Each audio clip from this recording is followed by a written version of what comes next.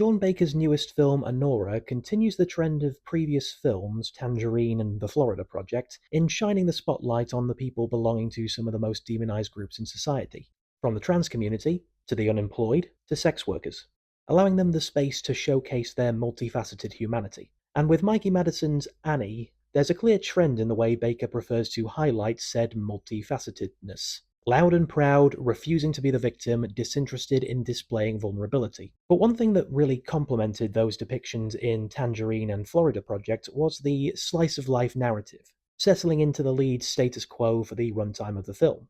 In Anora, Baker sends Annie off out of her normal life into a high-stakes adventure, meeting Ivan, son of a Russian multimillionaire, at the strip club that she works at, before quickly being swept away to Vegas, marrying him, and coming to blows with his disapproving family through their hired goons trying to force her to annul the marriage.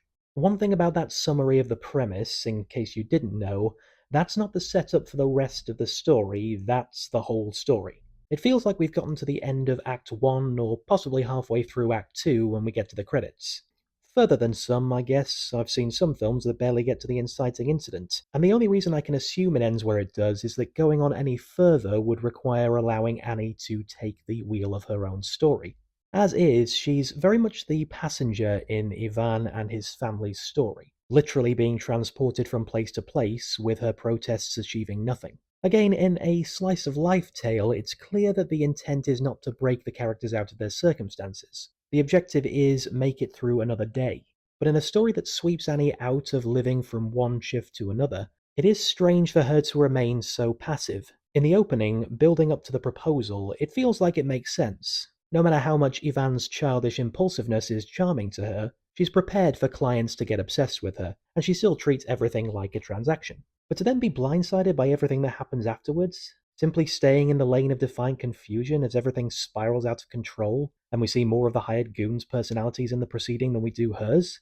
If Annie was shown to be more cruel or scheming, you could argue she's just determined to keep hold of the big break she's stumbled into. But as she isn't portrayed that way, it simply calls even her basic savviness into question. It brings back some memories of Sofia Coppola's Priscilla, except where in that film Coppola focuses squarely on the heartbreaking tragedy of how Priscilla's agency was so callously repressed and crushed. In Anora, it feels more like a necessary casualty to allow a string of hijinks to ensue around the character.